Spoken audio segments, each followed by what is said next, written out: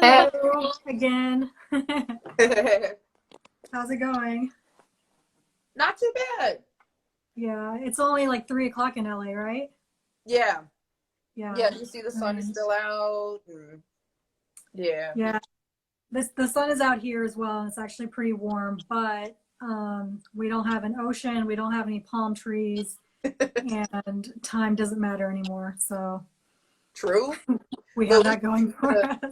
we tried to land y'all the sun today. It rained, and rain is like a thing here. People are straight Yeah. like, I can't leave my house. Like people be emotional when it rains. That's hilarious. But you're from Chicago, so you're used to a little. Exactly. Yeah, no, I Uh, think it's hilarious. I'm like irritated that people cancel things. Right. Well, I have a fun fact for you. After I posted my story yesterday that we were going to go live today, my brother-in-law texted Oh me. yeah. I went to high school with Janelle. And I was like, what? That's Yeah. crazy. Nima's the Y'all, homie. I'm yeah, like, you wait, replace you. saxophone together, which is so crazy because I don't think you and I have actually like officially met. Like we went to the LAWU conference years ago Uh-huh. and have been following each other on Instagram, but I don't Yep. think we've ever like officially like Like met or been hung introduced. out. And, yeah. Yeah, Yeah, it's but funny yeah, because my brother-in-law. exactly, yeah. Nima texted me and was like, yo, you know my sister? And I was like, yeah. I was like, that's my youngest sister. Yeah. Well, okay. So now that we've got that established, why don't you introduce yourself? Tell us who you are and what you do. Hi, I'm Janel Bailey, and I am from Chicago, but I moved to Los Angeles about a year ago. And so now I'm the co-executive director of organizing programs at the Los Angeles Black Worker Center. Cool. And what does the LA Black Workers Center do? Yeah, so the LA Black Worker Center we organize to improve conditions and standards for Black workers here in LA. So we're the first in California.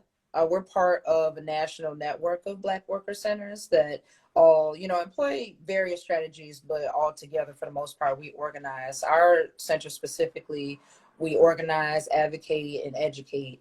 Those are the main strategies we use to improve conditions for Black workers. So one of the things that the organization is most known for here is their campaign on the Crenshaw line. And so that campaign started a few years ago, but it went on for a little bit. Basically, the metro here was spending billions of dollars to build a train, right up and down Crenshaw, and that's through, Black neighborhood here. And you come outside, see the sites, see all the money coming into the area, but they weren't hiring Black workers. And so, of course, you get the age old story like, oh, we couldn't find any. And so, so the folks who were here at the organization, they ran a campaign, a successful campaign to get Metro to commit to hiring Black workers. And so they took that project from having 1% Black workers on it to almost 20%. And that, yeah, it was awesome because, that's about careers that stabilize lives, families and communities. It's not like, some jobs where, it's kind of more like a gig, that's, having a trade, that's a career you take with you for life. And so that was a game changer here. And so that was the most popular campaign that the organization became known for. And it gave rise to a program called Ready to Work. And it's like a workforce development program. And so it's supporting people, as they're getting ready to take on more jobs in the trades. Wow, that's amazing to go from 1 to 20%. Mhm. Uh, so that's fantastic work. You said you've been there for a year now, but you've obviously been doing union organizing before. Can you tell us about your history with union organizing? Oh yeah, for sure. So I think like most folks, I kind of got in on accident. This wasn't something that I was necessarily seeking to do. Actually, I thought I was going to be a pharmacist. That was my plan. I was a pharmacy Wow. technician. Yep. We had CVS had just came from, it started in Rhode Island. They just like moved across the country. So they got to Chicago in 2005. And yeah, so that's what I did. I was working as a pharmacy technician. We was non-union. I don't even think I knew what a union was, actually. I knew that at some point my supervisor got a little weird and was like, well, they had me train other pharmacy technicians.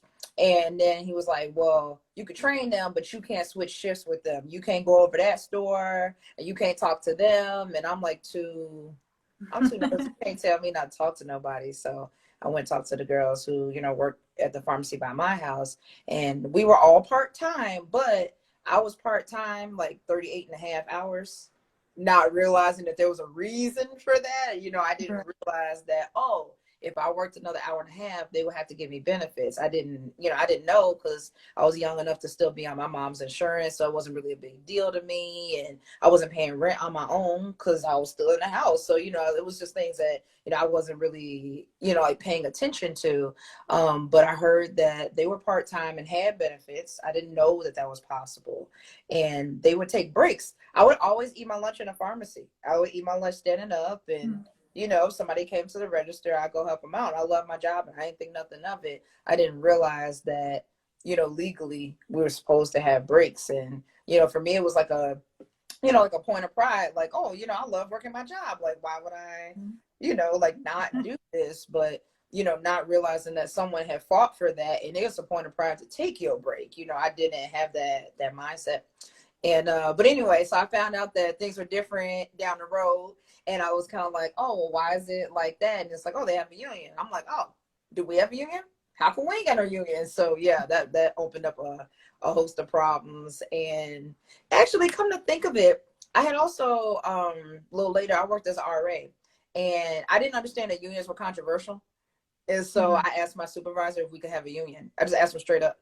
I was just like, can we have a union? And it was great because I think she was equally naive. She was just like, I don't know, I'm going to ask the director. See, now it's funny, but then it was just like, oh, yeah, that's how you get one, right? Just go ask the boss. The easiest organizing you'll ever do. Yeah. It was so funny because after that, we had to have all these meetings and they established something called the communications committee. And so it was like, if you want to communicate with your supervisor, you could do that. And then we have a committee. They bought us jackets. They got us cake. I thought it was so cool. So that was it. And then, I started to look into it. I was like, well, this is really important. And this is something that, people need. Maybe I should go into HR. I thought about studying HR. I know, right? Because I was like, yeah, that's who takes care of people at work. You'll probably go to HR and not realizing that, HR is there for the company. But yeah, I thought it was cool. And so then I learned that there was something else called a union. And I was like, yeah, I've heard of that. But still, like I said, didn't have a full understanding. And actually, I came to Louisville and I ended up doing a union like a spring break program. And so they had us to go, like, knock doors and all. That was what AFSCME. And that must have been, it was in 2009 or 10. And then I ended up going to work for them after I got out of school. And I remember it was like, I don't know, our first week, whatever. And they sat us down and they showed us this documentary called By the River I Stand, all about Dr. King and the sanitation strike.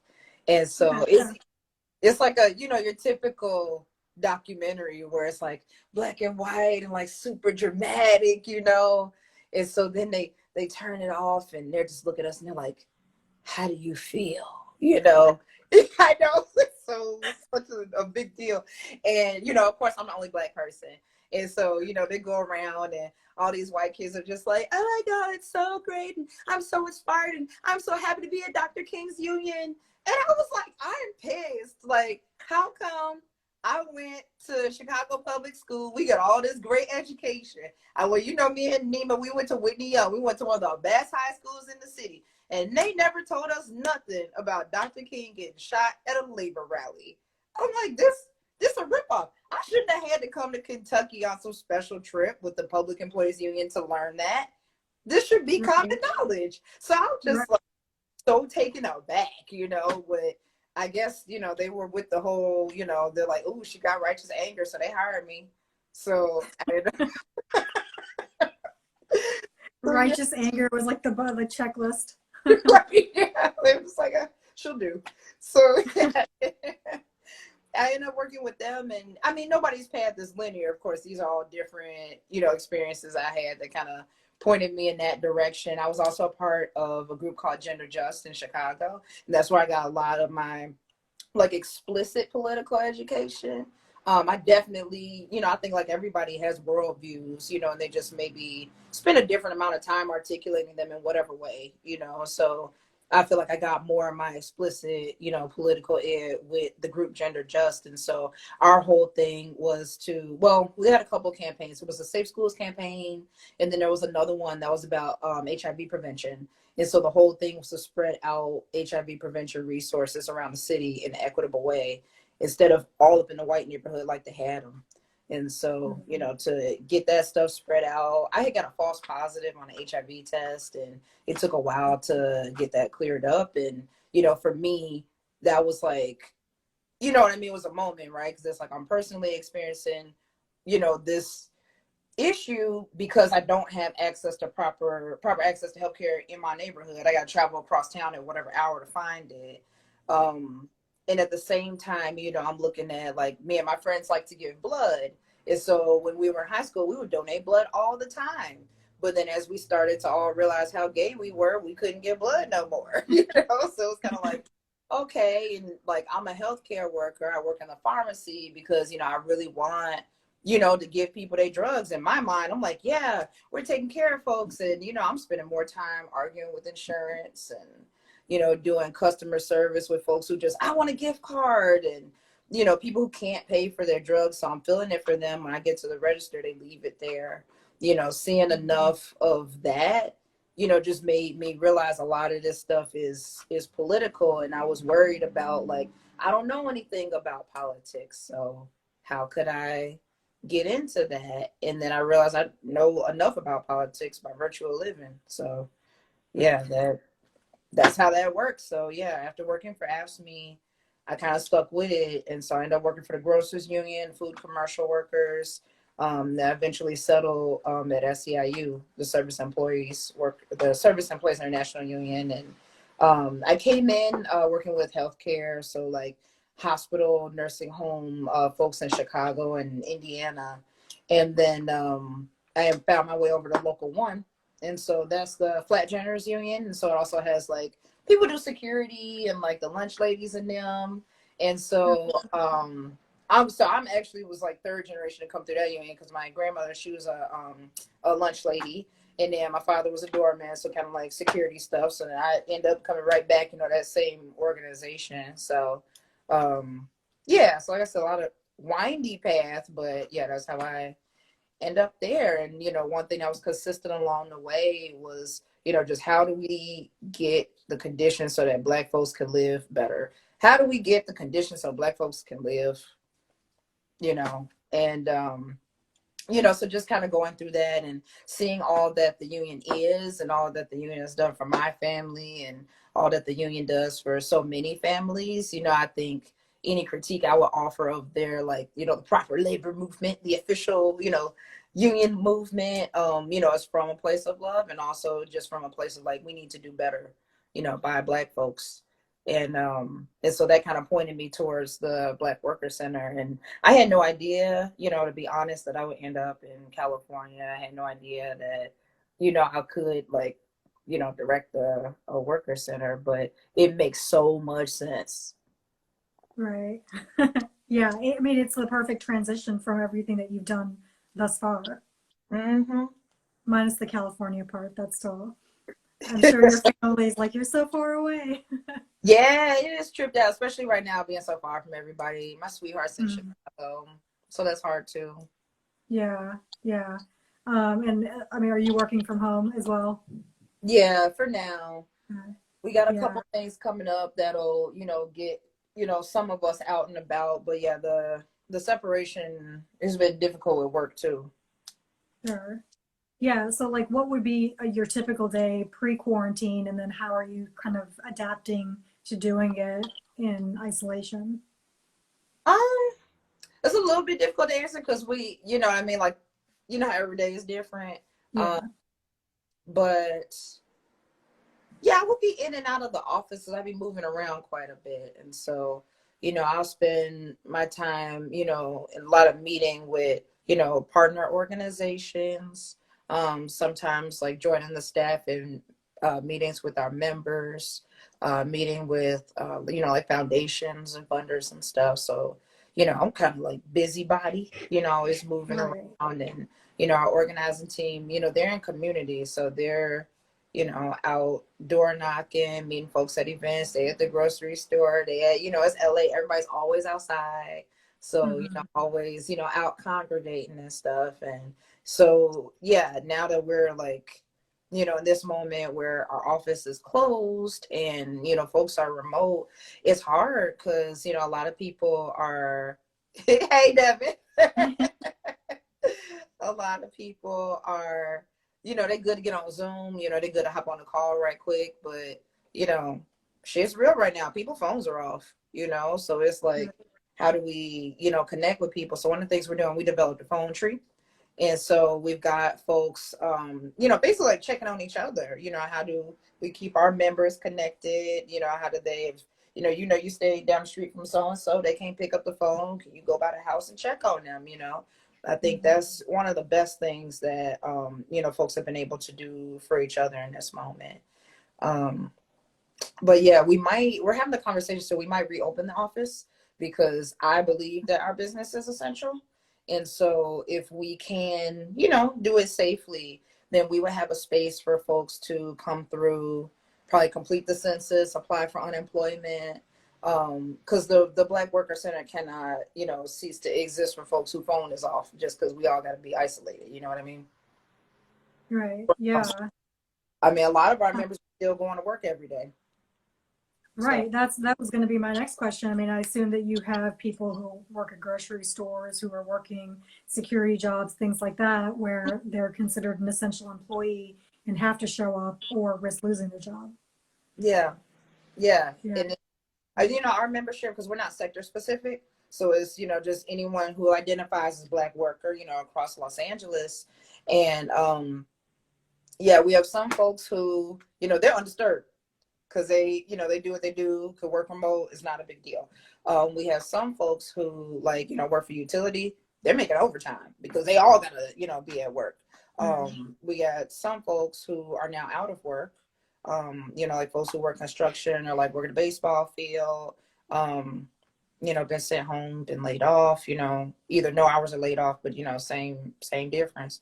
And folks who are going to work in very dangerous conditions. And yeah, so our folks, like I said, run the gamut because it's different industries. Right. Now, like you said that you have campaigns like the Ready to Work campaign. Would a typical project or campaign be supporting those workers? Or are you all trying to adapt to now having workers who are not just like, essential or non-essential working from home or not working from home, but also worried about their health when they are going into work? Yeah, I mean, I think it's a moment for everybody. I think everybody is looking at their program work and figuring out like, how does this need to shift in this moment? What needs to happen for me to support my base? How do we keep our organization viable, moving and growing? So I think those are questions that everybody's looking at right now. For us, it means that a lot of our program work that already existed is just more necessary because, if we're being honest, like a crisis moment like this just really exposes, the inequity that already was. And so, as a community that is, or I should say, a set, like Black communities, that's frankly always in crisis, then, what is this but another, thing on top of it? And so, where conditions for some folks are already so chronic, is the program work that we were already doing that we now need more of it. We need it done faster. Um, Right. yeah, we're seeing a lot of, support for rapid response stuff, which I think is really important. Folks who are providing like immediate services, like within like, 24 to 72 hours, or like, hey, here go these groceries, get on this hotline. I think that stuff is critical, but because we're more focused on organizing, like the fastest service that we turn around is the workforce development program, and that's like 6 months.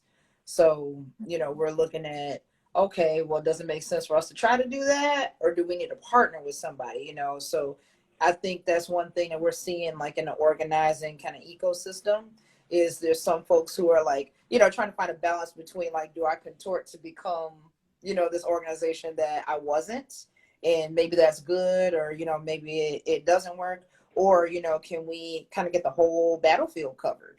Can we have, a set of folks who like, these folks is going to take care of you for the next 1 to 3 days. We're the folks who got your back, 6 to 12 months. We're the folks who, let's figure out what your options are as far as unemployment. Let's figure out, can we get you trained up for, another space? Is there affirmative action in California? Because the moment when, the crisis starts to bounce back, the economy starts to breathe again and they start rehiring people, things that people thought weren't possible before are now possible. And that could be a great thing, or that could be an evil thing, depending on who got the power. And so folks who are planning on excluding Black workers anyway now get carte blanche to do it.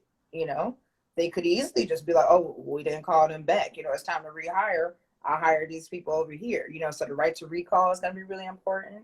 Those things that, like I said, were important in our communities before is going to be even more important after this. So I think, in terms of programming, that's some of the stuff that, we're continuing to focus on and that we're deepening our focus on. Now, like I said, it's really being in partnership with other folks, because I don't think any one organization could do it by itself. Right. Is California a pretty unionized state, or is it still no? Like, I mean, Kentucky, I think we only recently went to the right to work for less within the last couple of years, but was like declining in union membership. But there was a like sort of a long history, especially with coal miners, of having unions and stuff like that. What was in California? Has it been declining like everywhere else, or is it strong? It's both. It's somewhat strong and it's in decline. You know what I mean? Because it was like a little bit, it's starting from a little bit stronger place. But in the last, let me think. Yeah, in the last 3-4 weeks. Because we got shelter in place before most of the other states, maybe even all of them. And so the restaurant industry started to fall off first over here. And so Unite Here, which represents a lot of those workers, they anticipated losing 80 to 90% of their membership. And so, yeah, that was one of the first, like, to go. And, for me, it's unfortunate. Like, that's really scary. What does that mean for, all those folks who just lost their jobs? What does that mean for everything that, those folks came together and built? Because they also had a hospitality training institute. And so they had a means to train people up in certain jobs and, get them, get them working, and all of that, could be wiped out. But I also feel like this is one of those moments that defines like what is a union and what is labor. Because if that organization, if your union goes away, your labor didn't, you're still a group of workers. And if y'all choose to act in unity, is that not the union? So I think the formal organization is extremely important, absolutely, but union and labor is not synonymous. There's a lot of people who have an organization on paper but don't have a group of unified workers, and there are plenty of unified workers that don't yet have an organization on paper. So I think those two things are becoming very clearly distinct in this moment. Right. Well, so I mean, I don't think we have very many places here in Kentucky that have food services workers that are unionized or organized really at all. And same with like grocery stores. Walmart is like staunchly anti-union, and I live in a small town where the Walmart is like, I think maybe the biggest employer, one of like 3 grocery stores, and probably like the main grocery store. Do you foresee some changes kind of nationwide in organizing as like we call people who are essential workers, finally we like identify them for what they are? Yeah, I think essential workers have the power to force that, because it's the only, it's the only thing that's ever changed stuff. Any job that we think of as a good job now is only good because folks got together and organized it. And it's hard. it takes a long time. It's not something that, comes without a cost. But I do think that's something that they could push. And, I don't know when the post-corona moment is going to be. I think a lot of us are hoping that it'll be later this year.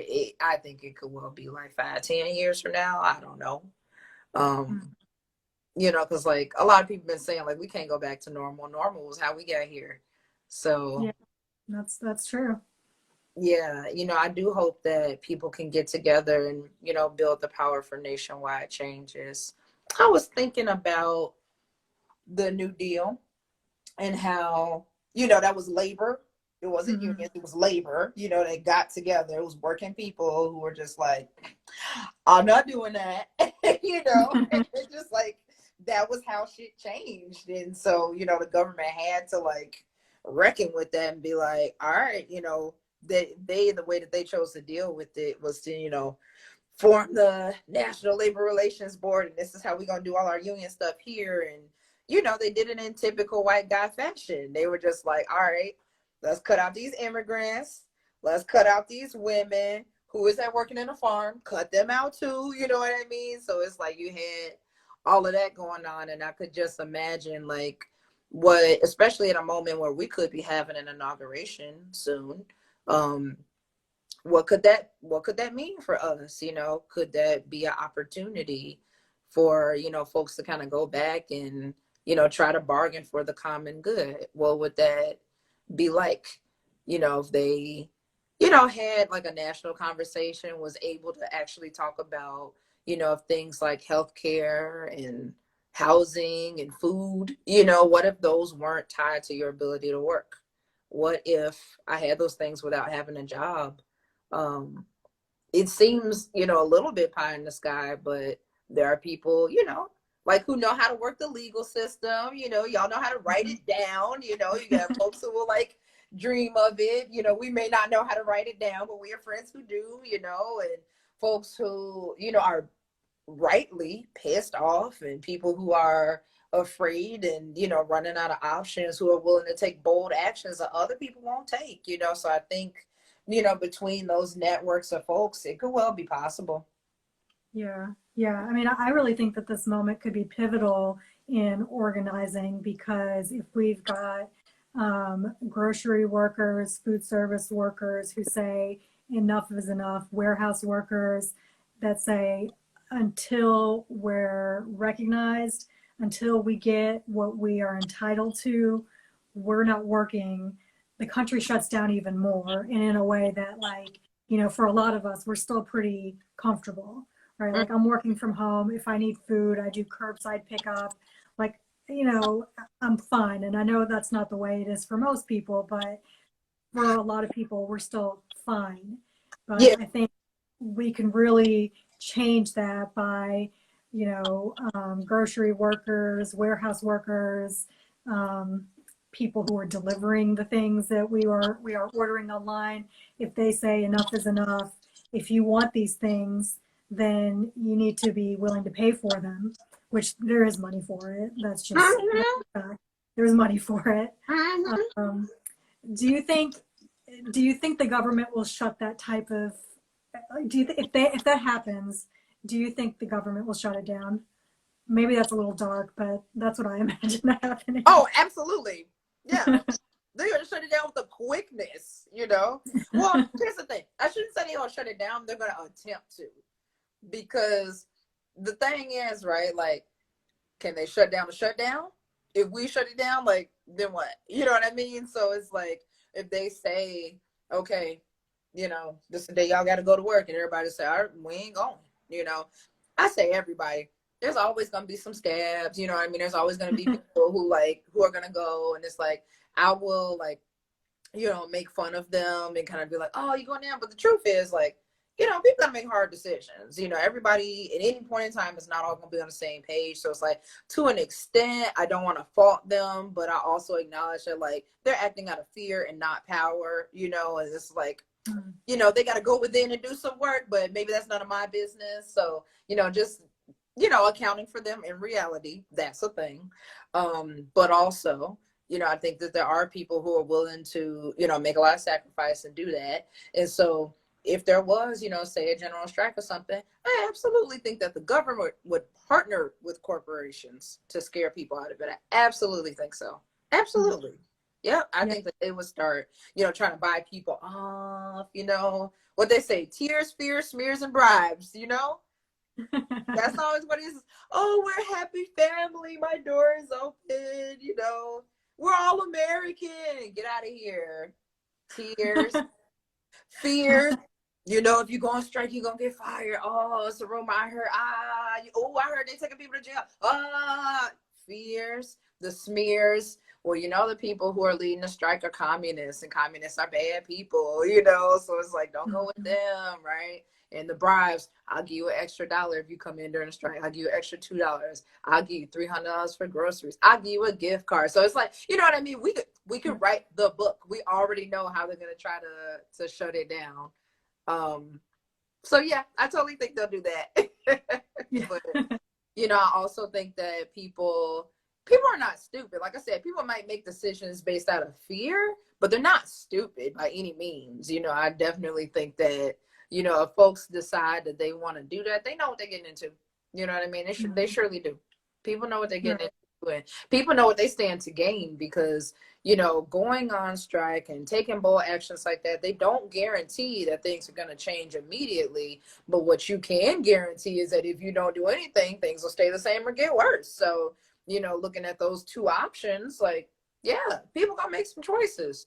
So, yeah. And really, I mean, we have nothing to lose at this point because everybody's already in like the same kind of crappy boat. And so if we all jump together. Exactly. They can't get everybody. Yeah. They can't get everybody. Yeah. Well, when you were talking about kind of what led to you to the LA Black Workers Center, I was just thinking about like how interconnected like the politics of it is, about like the labor movement historically and currently, and thinking about people who are now struggling to pay their rent, to pay their mortgage, things like that. I mean, this is, I think, also kind of some, maybe you don't unionize mortgage payers or renters, but I mean, you can't organize renters, but if enough of us say, I'm not paying, even if I can afford it, things will change because they have to. That's right. Are people rent striking over there? Are they what? Are people rent striking?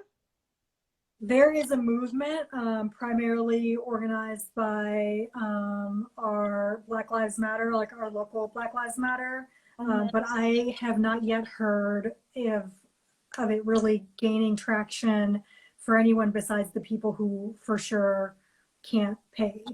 And there's been a halt of all evictions, whether they can't file evictions right now. So obviously people are being encouraged to not pay their rent, but there's like a looming question mark of, well, what happens in 2 or 3 months when someone hasn't paid and there's not a fix for this.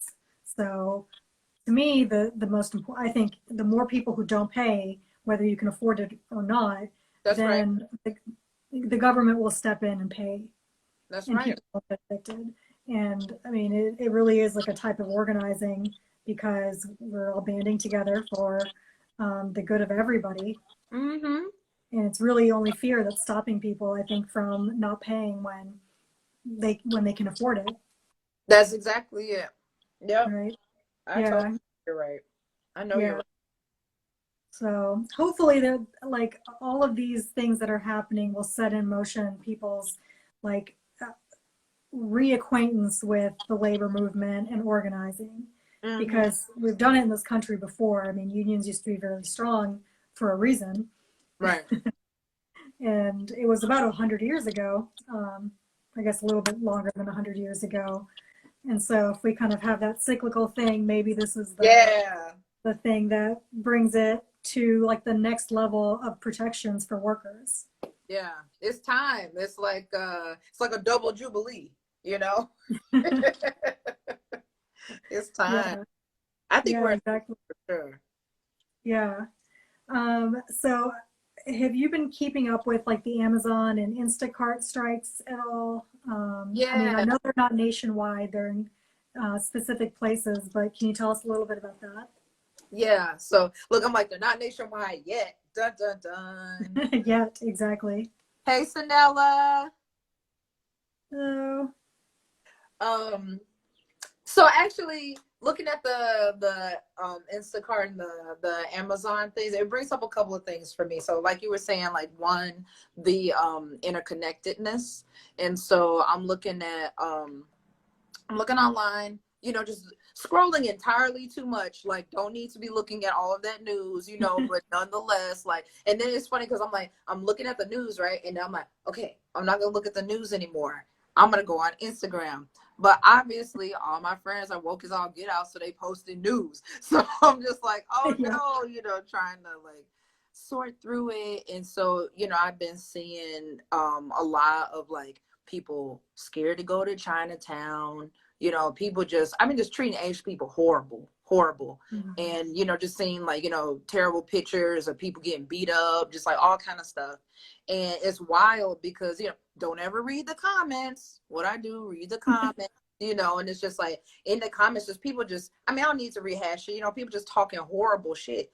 And, and I'm looking through this and I see that like, while people are just like trying to make sense of things, they're like taking it out on folks, and it's terrifying. And I noticed that there was a bunch of folks who were like, we're ordering from Chinese restaurants because we got to support the business because won't nobody go over there. And I'm like, dang, that is wild that I didn't even think about that. You know what I mean? It didn't occur Mhm. to me that I just didn't have that idea. But the fact that people, made a decision that they was going to stop eating Chinese food during this time before restaurants were closed, they Right. decided to do that. And I'm like, oh, this is a hot mess. And, people will, rightly note, the anti-black sentiment that a lot of, some Asian communities carry. But nonetheless, I feel like that if you know how white supremacy treats black folks, you wouldn't wish that on nobody, and you wouldn't wish it on Asian people neither.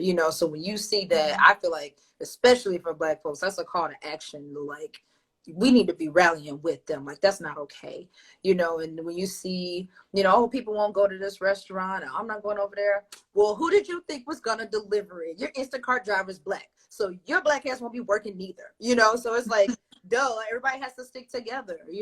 So I see that, folks are, willing to go on strike to have better, health and safety conditions. Because I understand that they were striking for hazard pay and PPE, the personal protective equipment, and, the extra pay bump you get for, doing a dangerous job. And so I'm like, that's perfect. That makes sense. And I hope that, everybody who is supportive, of this group of people will also be supportive of other communities trying to heal from this mess, because it's not, I don't think anybody who's working in this country, it's not your fault. You know, it's not your fault that the government it's not even like they fell asleep at the wheel. They actively drove us into a ditch. You know what I mean? So it's, Yes, exactly. As and quick, like hard as possible into a ditch okay, yes, it that was gun. on fire.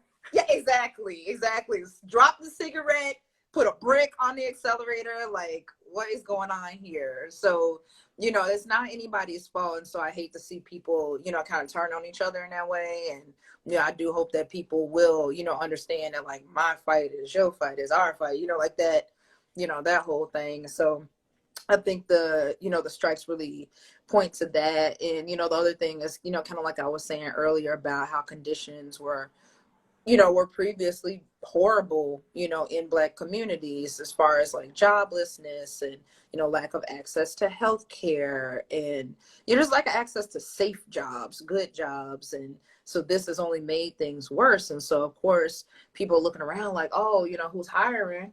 Amazon. Amazon is the only place hiring right now. Amazon, security for grocery stores, stock, Kroger over here. But yeah, that's who's hiring right now. Oh, of course, healthcare workers, frontline, dangerous work. And, that's often been the work of, black folks, immigrants. And there's a guy, Chris Smalls, he led the walkout at the Amazon warehouse in New York. And I've never met Chris Smalls. I don't know him, but I am so proud of him. I'm so Yeah. proud of him, you know, because he did that. You know, he decided that, you know, this wasn't a wave, and, you know, he's a manager. But, you know, he got to talking to his folks, and, you know, he did what he knew he had to do in order to make himself, his coworkers, and his family safe. Because, of course, if anybody is working in that warehouse, they could be bringing, you know, stuff back to the house. And so I just think he was so courageous for that. And what he did sparked a nationwide conversation about what's going on at Amazon. What is going on in these warehouses, and how do we guarantee worker safety?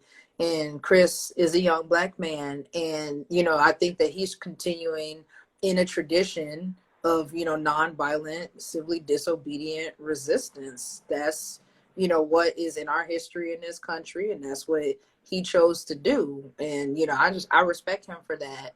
And like you were saying about, like, you know, do you think they're gonna try to shut it down? Absolutely. They fired the shit out of Chris. You know, are we surprised? No. You know. Right. Yeah, and they're just like, I forgot what they said. You know, they always come up with some mess, so they'd be like, well, we fired him for, I can't even remember what they said. They made up something. It had a little bit of, you know, it was kind of like, oh, you could believe that. We're not stupid. They fired him because he led that walkout, obviously. You know, but at that point, the word was out. You know, Chris is already, you know, taking that stance. You know, we know who he is. We know what he stands for. Amazon is making it real clear what they stand for right now. And so Chris, you know, put that, you know, out front. Like I said, he got a conversation going across the country, and the mayor in New York called the Human Rights Commission to look into his case. And so, you know, I think that, you know, Chris has a lot of support, and I hope that, you know, he lands somewhere well. But he knew, you know, I'm sure, like I said, that he knew what could happen, but he also knew what he couldn't stand. He knew what he wasn't going to do, and I respect that. You know, he knew what he wasn't going to Yeah. do, and he knew what, you know, so many people shouldn't be doing. And so, you know, I think he took a brave step out there. We have a Civil and Human Rights Commission here in LA that, you know, the city just passed. And so the Black Worker Center led the fight to win that Civil and Human Rights Commission. And so, you know, we're in the process of trying to make sure it gets funded and make sure, you know, it gets off the ground. And so I look at that situation in New York and really hope we can push the council to have some act right behind this, and, you know, get like them, because that's going to keep happening. Like, Black workers are going to keep taking action and inspiring a lot of other workers to take action. It's going to pick up around the country. And it's like, will there be some backlash? Yes, of course, but our movement is stronger. You know, we keep, you know, moving forward. And so I do think that, you know, working people, like, we're going to take some L's along the way, but we will win. I honestly believe it. If I didn't believe it, I wouldn't be doing what I do. That's for sure. So, Right. yeah. Yeah. And I mean, we have to win. I feel like there's not a choice. If we Absolutely. want to live lives that are worth living, we have to keep winning. Mm-hmm. Yeah. So, you know, you were talking about the tears, fears, Smears and something, fries. smears and bribes. One of the questions that I got was, how are workers supposed to unionize when companies threaten to shut down facilities and just let everyone go? So they're playing upon that fear that people have of losing their jobs, because they're just considering unionizing. Mm-hmm. I mean, I got to keep it 100. You might get fired. You know, I'm not going, you know, you can't lie to people. You know, just got to keep it real. Like, you might get fired, you know. You also might not get fired. It is against the law, which, you know, it's against the law to rob the liquor store. People do that. Most people don't, you know. But it can happen. So it's like, I'm not going to lie and say it can't happen, but, you know, it is illegal, and there's typically some consequences. But I think once you accept that reality that that might happen, that's when you can make your decision. Because, like I said, there's no guarantee that, you know, by doing this you'll win, or that you'll win in a certain amount of time. But there's absolutely a guarantee that by doing nothing, nothing will change. And so, you know, I think what's most important is to be strategic to minimize the risk. And you minimize your risk by being strategic, having a plan, you know, not just because sometimes people take action and haven't thought out, you know, step 2 and 3. And so being strategic maybe partnering with somebody who can help you think through, okay, what are the steps we need to take? What is our plan to produce a win? So that's one way you minimize your risk. Another way you minimize your risk is just by being smart about who you get involved. You want as many people involved as possible, and you don't want no snitches. So that's pretty much it. If that's like the boss cousin, and they link up every Sunday, maybe you want to talk to him last. But if there's some other folks around who seem like they're cool, they're with it, just start small. Start having conversations with folks. You obviously want to have those conversations not on the clock. And like I said, you want to be strategic about who you include and how you include them. You don't personally need to have all the conversations. Some people move each other differently, and, bit by bit, think through it before you act. Think through the consequences of what could happen and what you'll do if each of those scenarios, take place. And from there, figure out how folks can move together. I think another important thing to understand is you want as many people as possible. Everybody's not going to come right away. A lot of people are scared. Fear is real and it's valid. It's valid. But people have to decide, when they feel agitated enough to move beyond their fears and take a step. When people fear the current condition enough, where they fear that there won't be change, they'll start to do something. When they see that, folks did something and they didn't get fired, the first time you do something and don't get fired, that's gonna be the best day ever, because it always is, you just start small, just like, hey, we'll request a meeting, send a letter, something, and you do it in a good spirit. And once people see like, oh, we can get together and talk with management, then and not get fired. Okay, so then, people start to get together. And I think also just, being real with people about what the possibilities are.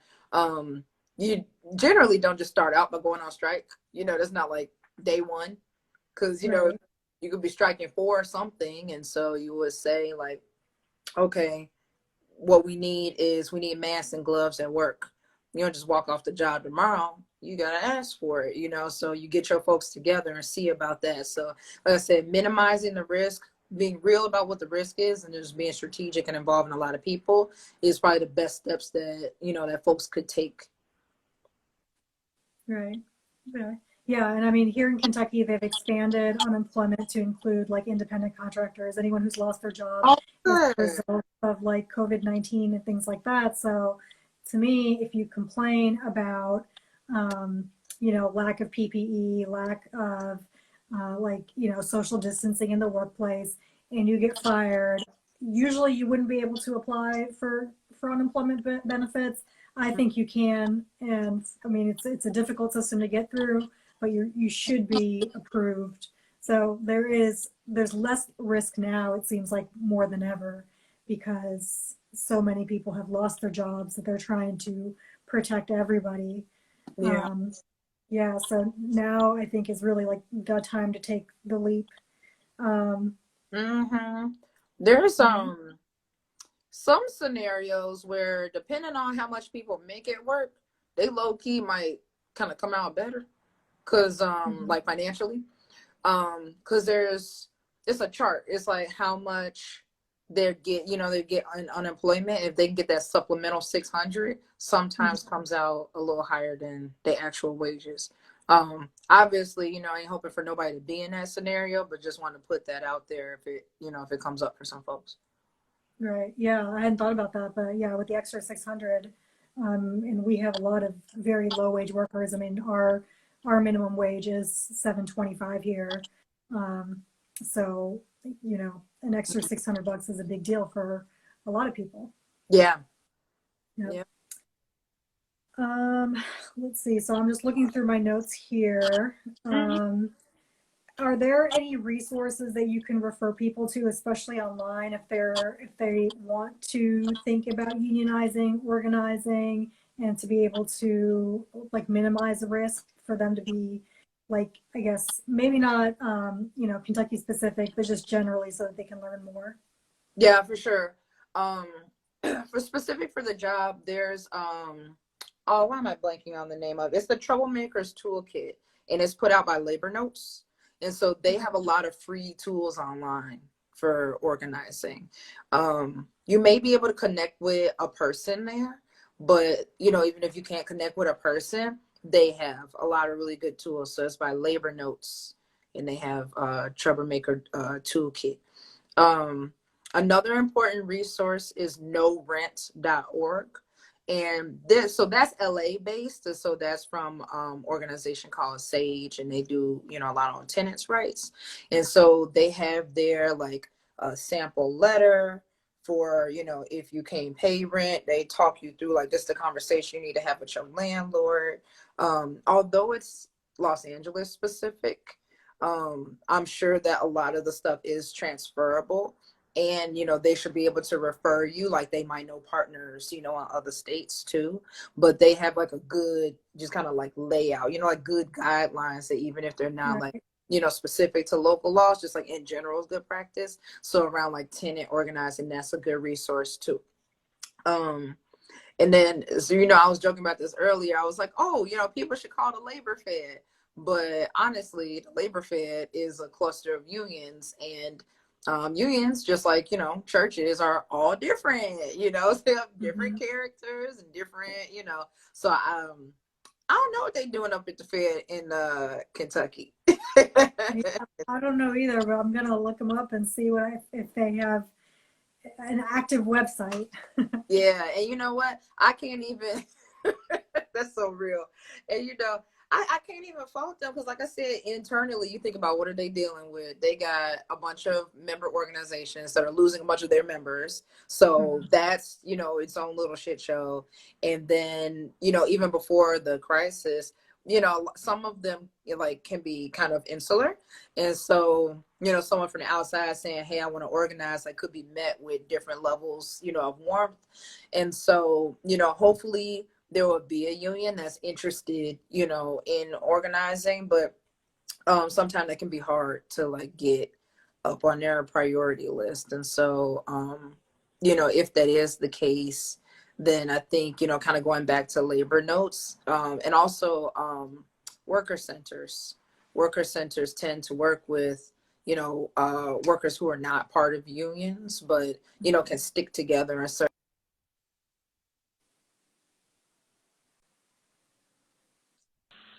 Okay, sorry, you cut there.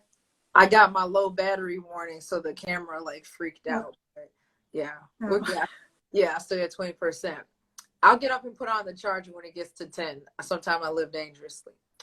But well, we only have 7 minutes before Instagram cuts us off, so oh really? Hopefully you won't get to 10%. Yeah, it only gives us an hour. Oh, I didn't know that. Oh, I should have known that because D Nice goes on live DJing like a few days a week, and he's great. And then he'll just get on the mic and he'll just be like, Club Nice, just rejoin me. We're going to get kicked off. Well, that's why, because Instagram kicks him off after an hour.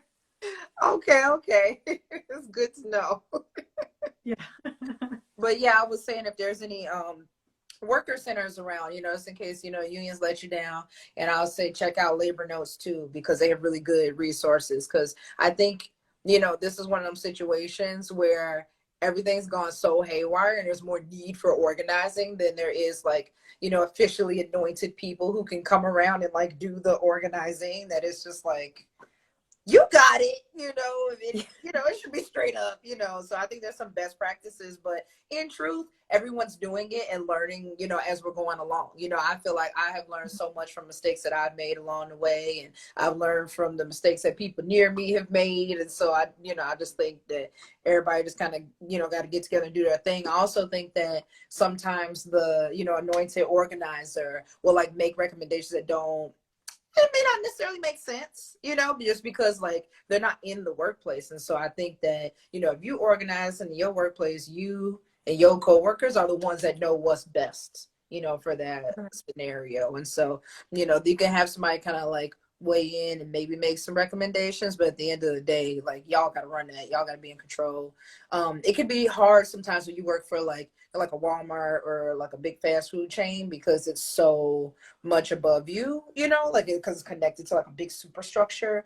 And so there will be some things that you could talk with the manager and, like, you know, win in the store. And there will be some things where it makes more sense to plug into a national campaign. And, you know, it's going back to what I was saying earlier about risk, where, you know, folks are going to have to weigh for themselves, like, is this worth this risk? Is it worth it to not take the risk? You know, what makes the most sense for them, and what's the contingency plan going to be? Because I think more and more people are getting to a point where they can't take the current reality, and so organizing is not a choice. Right. Yeah, that's very true.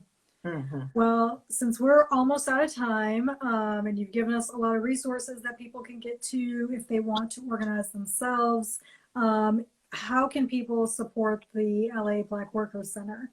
That's so sweet. There's a few things we're doing. So next Thursday we're doing a live stream, and so the labor commissioner is going to be on there, Lilia Garcia. I'm super excited about that. So join our live stream next Thursday. It will be, let me think, is it 5:00 my time? So it'll be 8:00 your time. So when y'all get done eating, y'all get on live, and you know, Time doesn't matter anymore. So yeah, 8:00. 8:00. True. It's like when the clock says 8. Yeah, join us for that. Check out our website. Our website is eternally under construction, but the donate button always works. So so contributions there are always so welcome. And you can feel free to connect with me too. I'm pretty sure my email address is on there, so y'all can hit me up. If not, it's jbailey at LA Black Worker, one worker, center.org. So yeah, I'm out here. I'm busy, but I'll get back to you even if it's super late. So yeah. Or you can hit me on Instagram at Janel at Work. That works too. Yeah. Okay. Well, we will post all that stuff. By we, I mean me. I love it superlatively. It's the Empress we. Yes, exactly. But thank you very much. I appreciate that you took your time on your rainy LA day to talk to me. And hopefully,